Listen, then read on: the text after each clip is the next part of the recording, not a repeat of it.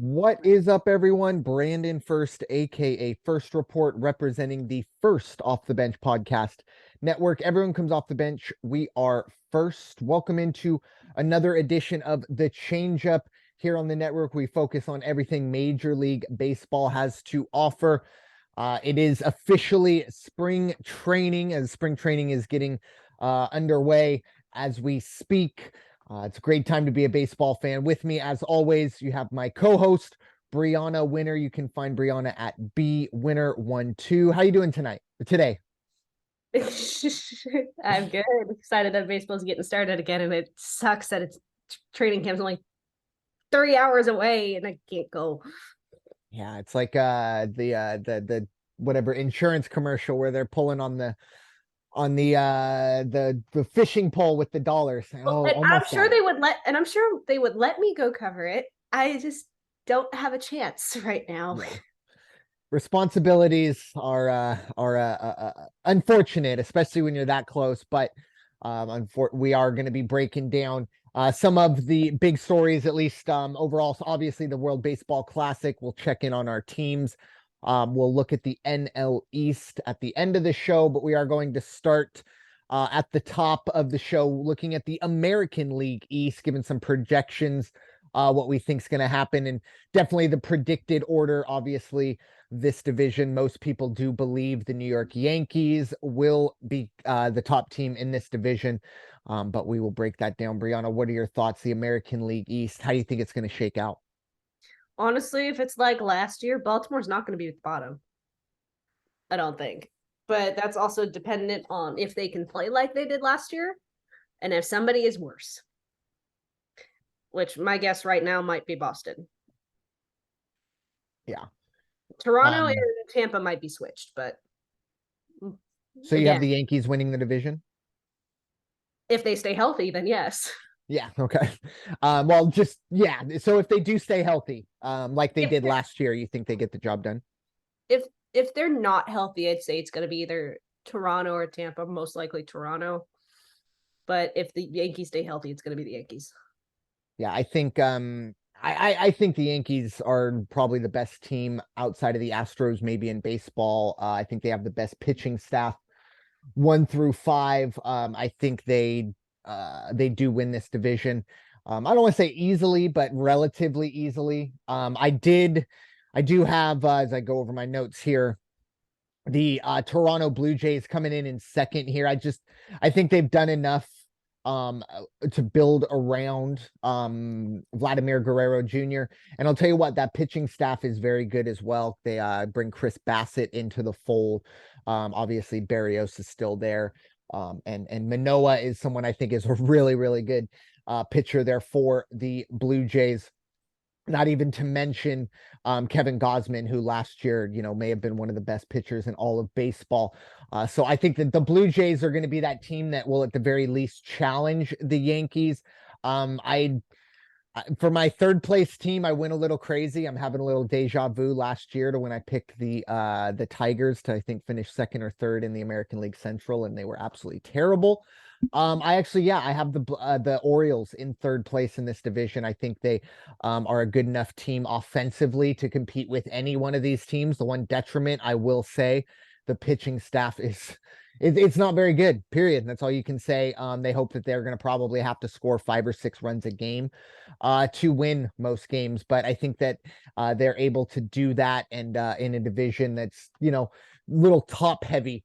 And then I do go to Tampa. The one thing that I will say about Tampa is this is probably the first time in Kevin Cash's managerial, career in Tampa that he has a true starting rotation. I think that rotation is very good, and you have guys that can go 5 or 6 innings rather than kind of a lot of times with Tampa, there were 2 or 3 guys that would only give you 3 innings, and then it turned into a bullpen game. And he was very good at doing that. But I do think at the end of the year, and even in the playoffs, it did start to catch up to them. You do definitely need kind of those 3 true starters, and I think they have that this year as well. But I don't know if they have enough offensively. I'll be honest. I mean, you look at the lineup and you have Manny Margot probably batting sixth. I like Manny. I think he plays a good center field. He plays a good outfield wherever they put him. but he's not a good 6-hole hitter. Let's be honest. He's going to hit 230, and maybe steal you some bases, but not a guy that you can rely on. And that kind of speaks to the, outside of, Randy Arozarena and Wander Franco, this offense doesn't have a whole lot of meat on the bone. And then going down, I have the Boston Red Sox finishing in last. I don't think they're going to be a bad, 100-loss team, but I think they're going to probably lose. They're not going to be the worst team in the American League. Let's just say Oh, that. not even close. No, to be honest, they could.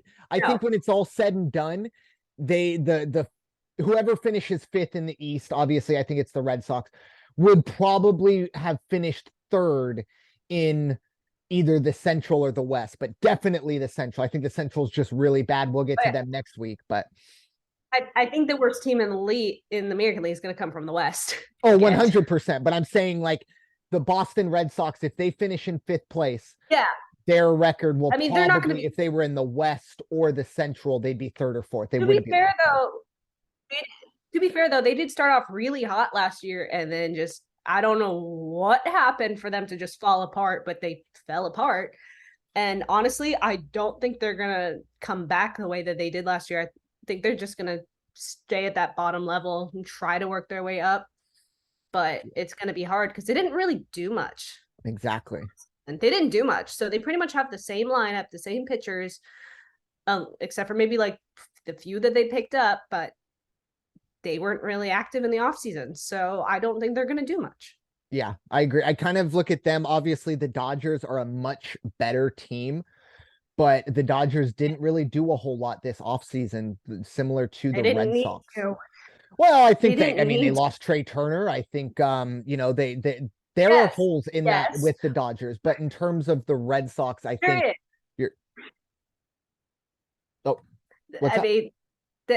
they did lose a couple people, but it's not going to really do much to the Dodgers. Considering, well, I think, we'll get to the West in a few weeks. I think last year heading into the season, the Dodgers were the unquestioned best team, maybe in all of baseball, definitely the National League. You could make a case that the Dodgers are the fourth or fifth best team in the National League this year. I can say that too. It's just they're either way going to be a good team because they still have a lot of those weapons that they had last year. They just don't know how to work with it. No, yeah, I'm just, in terms of, I was just bringing the Dodgers into it because I know to bring them up, like, similar to the Red Sox in terms of not doing a whole lot this offseason. I think it's some of these big market teams either went all in like the Mets and the Padres, or they sat back and are waiting to next offseason. And we all know what the prize is next offseason. Unless the Angels can re-sign Shohei Ohtani, there's just a lot of talk that a lot of these big market teams didn't do a whole lot in the offseason to set themselves up. And I think the Red Sox are one of them. And it's going to come at a detriment to this year's team. While, like you said, the Dodgers maybe can hold out till next year, they'll still be a very good team. I don't think that's the case for you had to bring that up, didn't you? Well, I think it's relevant. I hate to say it. Like, I'm sorry. I wish Artie Moreno would have gotten him signed. I think it would be great believe me, my nightmare is him being on the Dodgers. Don't get me wrong. I want him to be in Anaheim, but I think it's relevant when you look at what the Red Sox, pretty much every offseason up until this point, they've been pretty active, whether it's worked or not. Same with the Dodgers, right? I just, I felt like it was relevant that these big market teams pretty much sat on their hands this offseason with the expectation that, who is coming. But if Ohtani, though, does go to the Dodgers, he's not going to be the ace, like, whatsoever. He's going to probably be a starter, but he won't be an ace like he is with the Angels. Which may be good. I think that could be maybe a situation where, for maybe the long-term health, he maybe makes only 15 or 20 starts rather than, the full 32, but we shall see. Obviously, I know, it's a nightmare for both of us. Hopefully, ideally, look, I want him to stay in Anaheim. If he wants to come to San Diego, I'd be perfectly fine with that as well. You don't want him in the National League unless it's with the Padres. Okay, perfect. I think we're then in, obviously your number one is Angels and Padres number two. My number one is Padres and yours Angels number two. So look, we're in agreement. Keep him away from the Dodgers. You just don't want him anywhere else in the National League. Yeah, I love him in the American League. And like you said, unless he comes to the Padres. So it's going to be interesting, but ideally it doesn't come to that. And I think he's said he's still receptive. He said he wants to remain an Angel, but we shall see. The negotiations get a little tricky during the season, but moving on to actually no, let's go over some of the win totals. Interesting here. Baltimore 76.5 for the season. Over under on that. Boston is at 78.5. Toronto 89 and excuse me, Tampa Bay 89.5. Toronto 90.5. Yankees 94.5. So you just kind of see how Vegas sees it as the Yankees, Blue Jays, Rays, Red Sox, and Orioles. I will say, obviously, I think the Orioles hit the over on the 76.5. I think they can get to 81 wins relatively easy. And then I do like Tampa under 89.5. I don't think they hit, the 90 win mark, if you will. But at the same time, I think 94.5. I'm not betting on the Yankees to go over, but that is a good amount there. So I think with Baltimore, Vegas is just like, yeah, we're just gonna put them at a low number just because we don't trust them. Most people don't trust them. But after what we saw last year, people need to start trusting them. yeah. I mean, people saw what they were capable of. And we know at least they did a little bit in the offseason compared to Boston, who didn't really do anything. So honestly, the over for that is probably going to be the best bet no matter what. So I don't know what Vegas was thinking, but they don't trust the Orioles. Yeah, and I think it may be the stigma. I mean, the Orioles, let's be honest, the last 5 years, the Orioles have been an afterthought, even up until post All-Star break last year, kind of the same way. Obviously, they got hot. I think they were, 3 or 4 games behind Seattle when it was all said and done. Yeah. Incredible. They were fighting for a wild card spot. Yeah, and like I said, it was up until probably the last week that they, felt like they had a chance. And with that also being said, they played in a really tough division. Obviously, the Yankees won over 100 games. It was a very, very good division and they made a good showing. But yeah, I think we're in agreement. Baltimore definitely over that 76.5 there. So moving on to the World Baseball Classic. The rosters were officially released about a week or two ago. So now we kind of know exactly how each team, at least what players they'll put on the field. I don't know how they'll line up, things like that. But my question to you, Bryanna, 2 parts. Obviously, you kind of already made your pick. I want to see if something's changed, but who is your favorite? And outside of the big 3 and being the USA, Dominican Republic, and Japan, what team are you most kind of excited to see on the field? Well, look, I'm scared of Japan and Dominican Republic, okay? But the question really is going to be with Japan, what's Ohtani going to do? Because I haven't seen anything that showed whether or not he was going to be playing both ways or if he's just going to be playing as a pitcher or as a hitter. My guess is if they choose one over the other, he's probably going to pitch over hit, especially, or just hit and save his arm for the season, since I'll get to that part later. But honestly, outside of the big 3, I'd probably say Canada or Korea. Okay. Because obviously Korea, Korean Baseball League, you've seen it. You've watched it. You know what they're capable of. Yeah. With Canada, obviously a lot of the players in the MLB come from Canada or the US, and some might have dual citizenship, especially if they were born in the US but play for Canada because of the fact that they didn't have space on the US team. I mean, it happens especially with the Israeli team. Yep. Pretty much every single player on that team's from the US who has dual citizenship. So honestly, that's why I see either those 2 as a potential winner too, but I don't think they're going to beat the big 3. But you never know. Yeah, yeah, you're right. And look, a lot of this is, so the way it's going to shake out, you got 4 brackets, 4 pools, I should say, of 5 teams, and the top 2 move on to the quarterfinals, blah, blah, blah. And then, it's single game elimination, which, look, if you know anything about baseball, single game eliminations, I don't want to say are a coin flip, but sometimes it's who the better team may not win. Let's just put it to you that way. And you never know. Some crazy stuff could happen. I have three teams actually. For me, one of them is actually my prediction, if you will. I have the Dominican Republic beating Japan in the final, just the way the brackets go. I think the Dominican Republic beats the US in the semifinals. Look, My all three of biggest them are scary. sorry. All three of them are scary. Oh yeah, 100%. They're super teams, no doubt about it. But in terms of the favorite, I think it is the Dominican. I think they are the odds-on favorite too. So I'm not going out on a limb.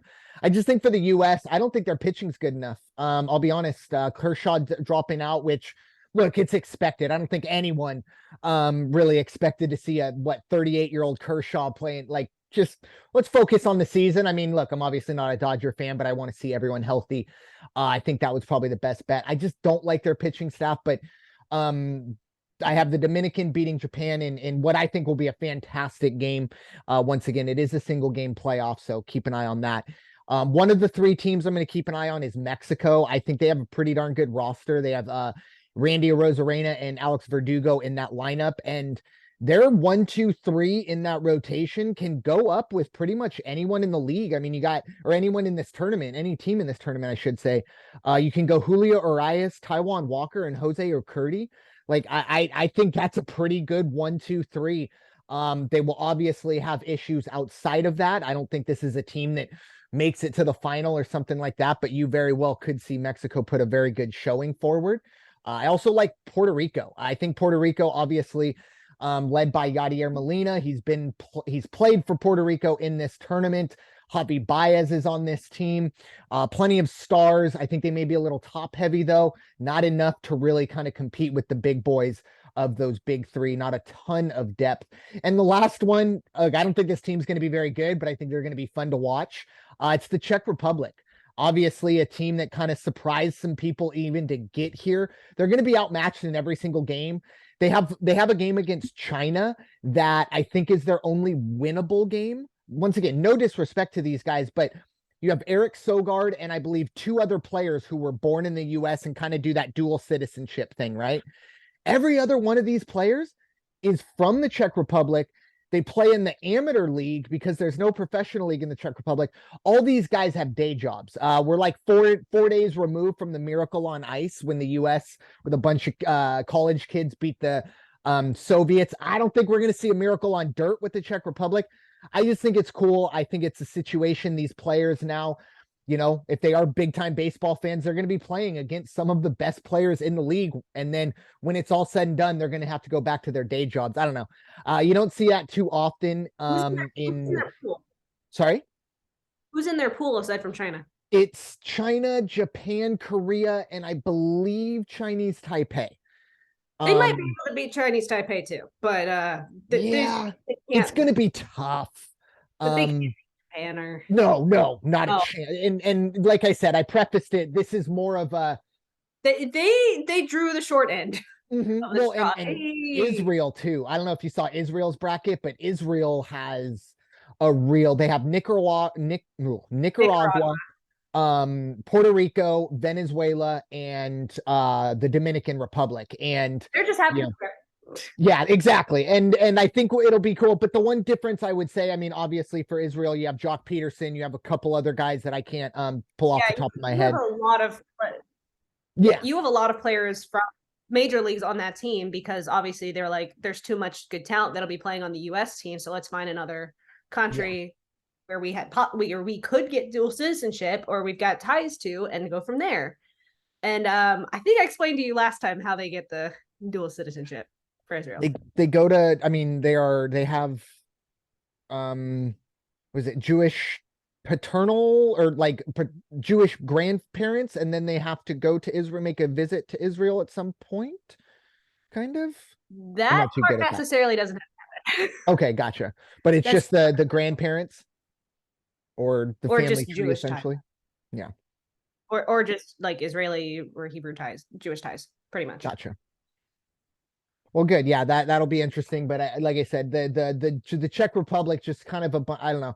I just envision a bunch of bricklayers and school teachers going up against Shohei Ohtani and Senga and some of these other guys. I think it's a very interesting thing. And look, if they stay competitive with Japan, I don't expect it. But if they do, that would definitely be a storyline or something from the tournament that we can take care of. But I really do think Mexico and Puerto Rico are teams to definitely keep an eye on. Czech Republic is more of, I don't want to say sideshow, but kind of more of a good feeling type thing. So we'll see how that goes going forward. But with that, it is time to dive into the winner's circle. Obviously, not a ton going on with the Angels, but there are a few bits that Bryanna is going to give us the news on. Bryanna, the floor is yours. So again, there's not much, but Pujols is seen at spring training for the Angels as a special assistant. A special assistant to what? I could not find. But he is in the clubhouse for the Angels during spring training. So, I mean, I'm sure those guys are happy to see him anyway. But he is enjoying his retirement. Ohtani has been officially named the opening day starter, which is why I'm also like maybe hoping he'll only hit in the World Baseball Classic. I doubt that though.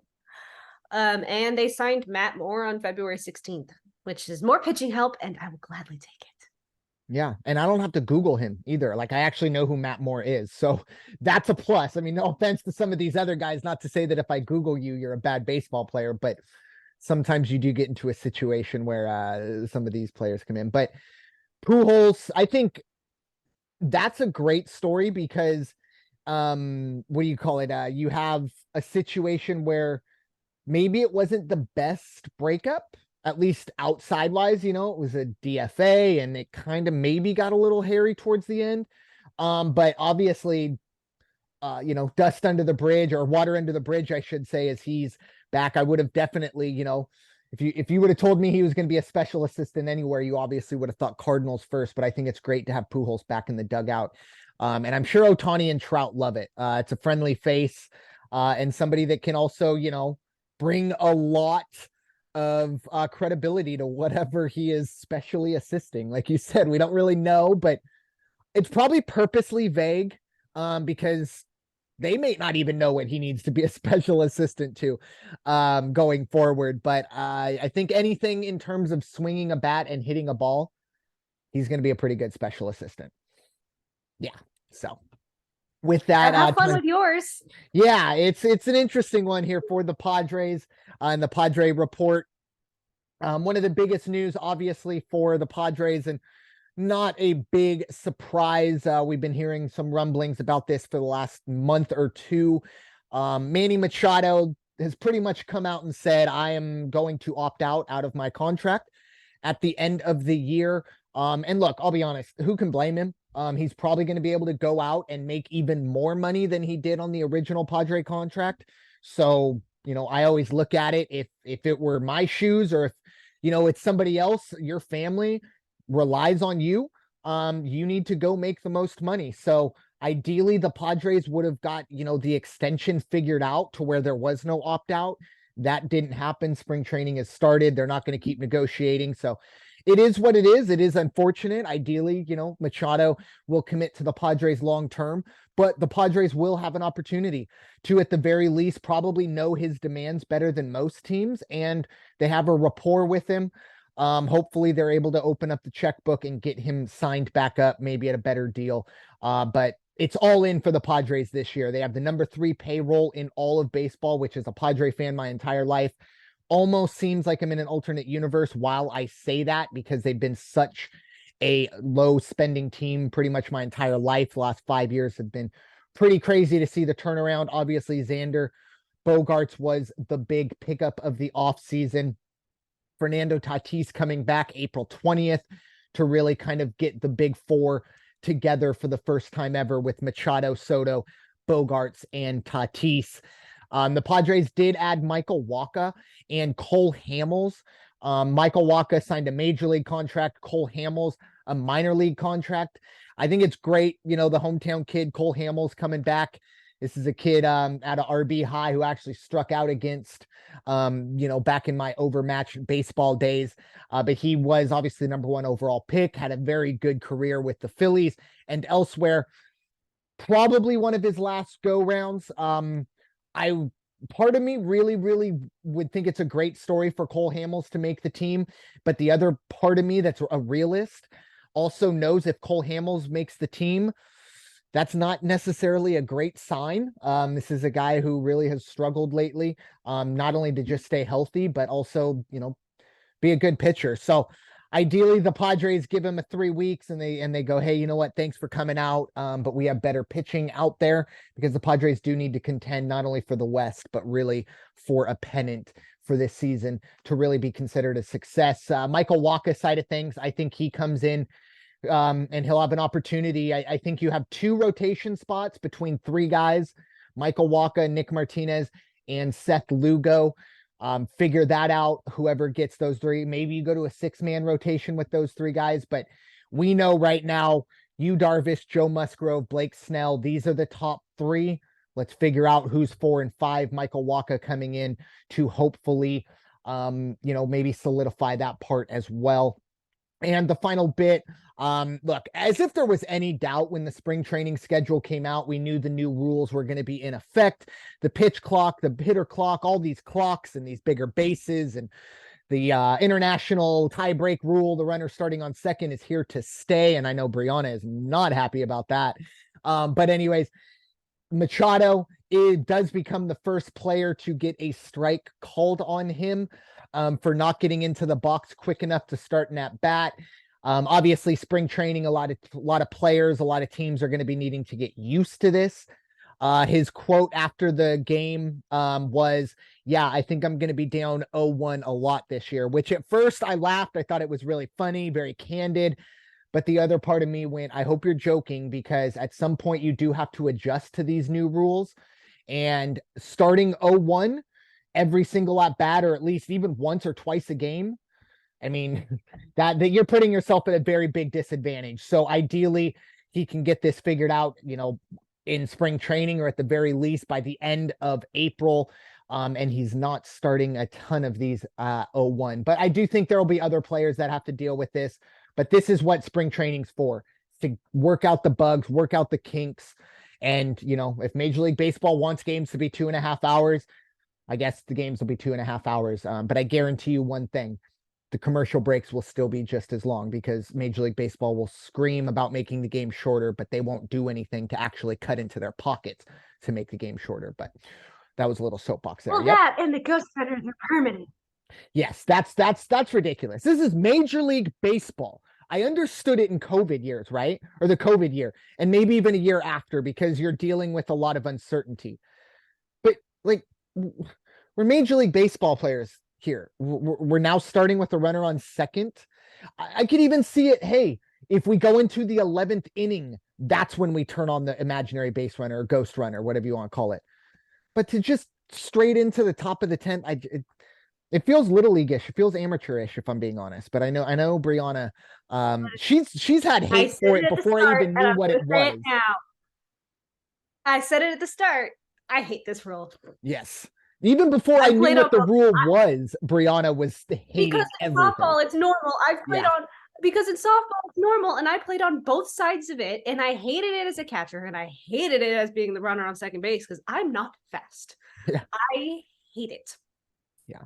It's unfortunate. It's a dumb rule. I agree. Totally agree. We'll see how the other ones deal. I think the one that I'm really interested in is the pickoff rule, because it's, once you throw over 3 times, you're not allowed to throw over again. So that pretty much means you're only going to throw over once, because once you throw over twice, it's kind of like, oh, are you going to use that last one? And then by the third one, the guy has pretty much a first, a run to go straight there without having to worry about being picked off. And then I did see an article that a lot more catchers are going to start trying to pick people off, because they have unlimited abilities to pick people off. So we'll see how that goes. But final segment of the show, we have the National League East.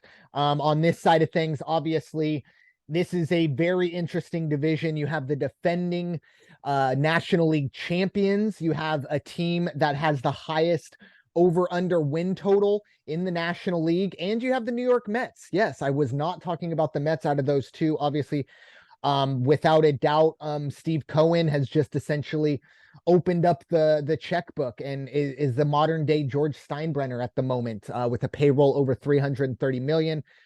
I'll be honest, the Texas Rangers may have just like pissed off Steve Cohen to the point that he's just going to sign every player possible after they signed DeGrom. Cohen just went on an absolute tear. He wanted Javi Baez as well, couldn't get him as well. But Bryanna, what are your thoughts for the National League East? I mean, there's no question who the bottom two teams are going to be. But in which order? Oh, Washington's last. What do you think? Okay, all right. I just wanted to make sure. I mean, Miami, depending on how they can do, at least leading up to the All-Star break, that could also decide it. But I think they're going to finish fourth. Sorry, Miami, but your fish ain't going nowhere.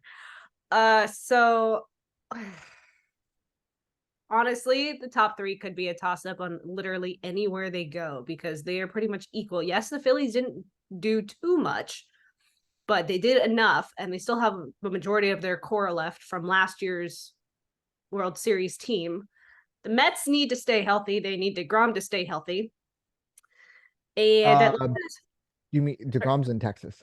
Oh, God dang it. I forgot about that. Right. It'll take some getting used to. He still needs to stay healthy, just not for the Mets. Still needs to stay healthy.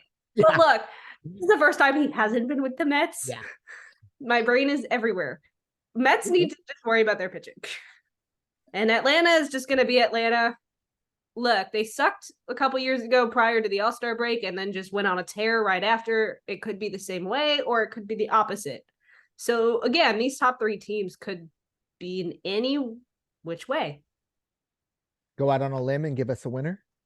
I want to say Phillies. Yeah, okay. There you go. I like that. It's going to be an interesting. I agree with you. Obviously, look.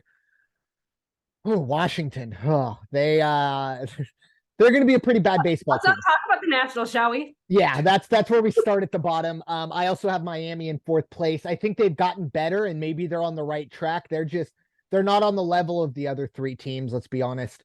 They'll get there. Sorry? Right now they aren't. They'll get there, but now they aren't. They're moving in the right direction, for sure, but they're still a few miles away from catching up with the pack, if you will. I have It'll take 2 or 3 years. They will get there.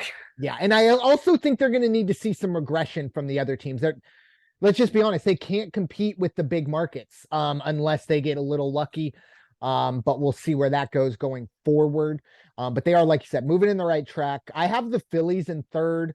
Once again, no, negative towards them. I just think this division is just so good. And I think Atlanta finishing second, very similar to kind of how you look at it. I think this is a team in Atlanta who we may head into May or mid-May, and they may be in fourth place because maybe they're just not playing too well. And then they are a second half team. It seems like every year in the playoffs, they are going out, or at least in the second half, I should say, making a run at the playoffs. So keep an eye there. I do like the Braves to finish second. Obviously, the Mets to finish first, contingent on, like you said, the health of Verlander and Max Scherzer. But those two at the top, you have two bona fide Hall of Famers in the tail end of their careers, yes, but these aren't your normal 38-year-old pitchers, right? You have Cole Hamels on one side of the spectrum, maybe going to be a Hall of Famer. And then these two over here, still elite pitchers. Not so much for Cole Hamels, but Justin Verlander, Max Scherzer, those guys can stay healthy. If they get you over 170 innings, watch out. And then obviously the Mets essentially can go out and do whatever they want. If a player becomes available, whether through trade or free agency, one way or the other, they'll go out and they'll absorb as much money as needed. Obviously Steve Cohen wants to win a title, but at the end of the day, they are still the Mets. So you do kind of expect the other shoe to drop, but I do think they win the East. I think they're definitely good enough to get the job done. In terms of the over-under season win total, look, we start with Washington. Obviously, they are tied for the lowest overall in Major League Baseball with Oakland. They are 59.5 is the over-under. They could hit the over and still lose 102 games. That's how bad Vegas thinks the Nationals are going to be. Miami is 75.5. Philadelphia 89.5, the Mets 94.5, and the Braves 96.5. Bryanna, What are your thoughts? Anything there on the over-unders? Washington has come a long way since their World Series win. Yeah, the drop has been tough. And it was a very quick drop. Yeah. But I mean, the question is gonna be, are we gonna see the same Mets as last year where they start off really strong and they have like what, a 12-game lead, and then all of a sudden they only win by one? Yeah. Honestly, I think Atlanta's gonna be under. Not maybe not by much, but I think they're gonna be under that. Yeah, that's a high number. 96 and a half. That's a really high And number. The Phillies have a good chance of going over the 89. I think Yeah. it'll just depend on who they have when. Yeah. It's I have over for the Nationals. I do think they get, maybe 62, 63 wins in that situation, still lose 99 to 100 games. I think they go over at least 59 and a half. I have the Marlins. I can't believe the Marlins have only one win higher or one win behind the Baltimore Orioles in terms of that. I think the Marlins go under that. Phillies, I also, went under as well. I think the Mets obviously hit over 94 and a half and the Braves under 96 and a half, but we'll see how that goes going forward. I do think it's going to come down to more than likely the Braves and the Mets. Maybe the Phillies get hot as well. They could make a run as well, but I think it's going to be a 2-team race. And it's going to be really unfortunate because whoever finishes second in this division is still probably going to win 96 to 97 games and have to play in that, the wild card round, winning 2 out of 3. And the Braves unfortunately got bit last year by that, as did the Mets. So we'll see how that goes going forward. The National League East, it's the 1 through 3. I think the best 1 through 3 punch in baseball, team wise. But Bryanna, final thoughts for this episode of the Changeup. Well, I know you were very happy about last year's wild card. Amen. Yes, I had to throw that one in there too. I still think the Phillies are going to go over that number. Maybe it's like 91. Oh, yeah. Well, I mean, yeah, don't think. Oh, sorry. No, just go ahead. I was just saying, if you think they're going to win that division, then yeah, you got to expect more than 89 wins. Yeah, I think the Phillies are gonna do what they did last year. They'll stay probably in the middle of the pack and then just work their way up after the All-Star break and just go with that final push like they did to get to the World Series last year, much to the chagrin of your Padres. But I mean, you were happy either way. We beat the Dodgers. We beat the Dodgers. Was it the Dodgers? Yes, we slayed the dragon. Not the biggest dragon, but we slayed our dragon. But anyways, you slayed your dragon, so that's why I'm saying, like, no matter what, it was a win for you. Yeah. Again, can we please get rid of the Ghost Runner? Like, I know you want to make it permanent, but come on. It's over. We got to move on, Bryanna. I'm sorry. We got to move on. We have to. We have to do it. We have to move on. I know you don't want to, but we're going to have to. I know somebody who likes it. Well, you keep that type of negativity out of your life, Bryanna. I'm telling you that right now. They crazy. But yeah, I'd love to get rid of that rule. I'd also love to get rid of some of these other rules, but ideally I think what we need to get rid of is probably Rob Manfred. Let's be honest, this is a guy that maybe will sit there and say he has the best intentions for baseball. And it scares me if he's actually being truthful, because I'm seeing opposite of that. I will say there is possibly a little bit of light at the end of the tunnel, at least in terms of baseball's exposure. It's really unfortunate for the people at Bally Sports, but it does seem like that company is going under sooner rather than later. Once again, I'm not making light of the situation. People are going to lose their jobs, but at a kind of big picture sense, I do think it opens up for baseball to kind of find a new way to get baseball to as many people as possible. The regional sports networks were the biggest, I guess, leaders of blacking out baseball games and making it pretty much impossible. I think Dodger fans, it's been almost 4 or 5 years for pretty much people in LA. They may have gotten it figured out, but majority of people in LA are still not able to see Dodger games because of contracts and stuff like that. I think that's absolutely ridiculous. Once again, baseball wants to talk about, oh, let's shorten games, let's make it more accessible for the viewers, unless it's to cut into the profits. That won't fly. And hopefully once again, it's not ideal, but for the overall health of baseball, for these regional sports networks to get out of the game and baseball to become more of a national, or at least a different way of giving you the game, I think that's the best way to go forward.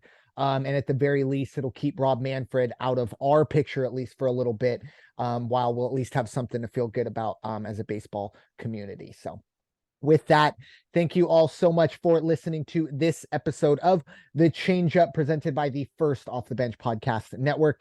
Everyone comes off the bench. We are first. It's time for y'all to go wash your hands and stop hating everybody. We'll talk to y'all very soon. Take care.